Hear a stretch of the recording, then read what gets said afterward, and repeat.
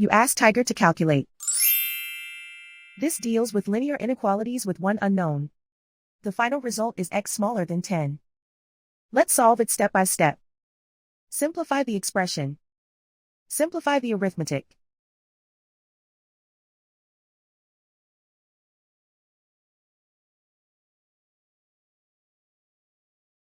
Group all constants on the right side of the inequality.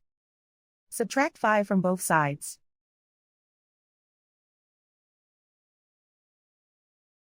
Simplify the arithmetic.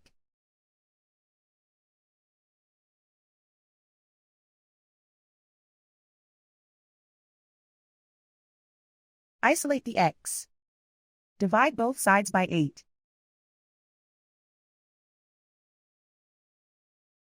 Simplify the fraction.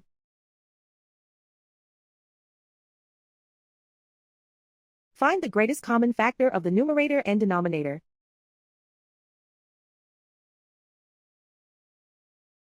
Factor out and cancel the greatest common factor.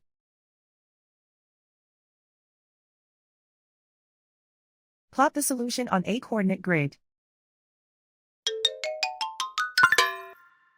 And so the final result is x smaller than 10.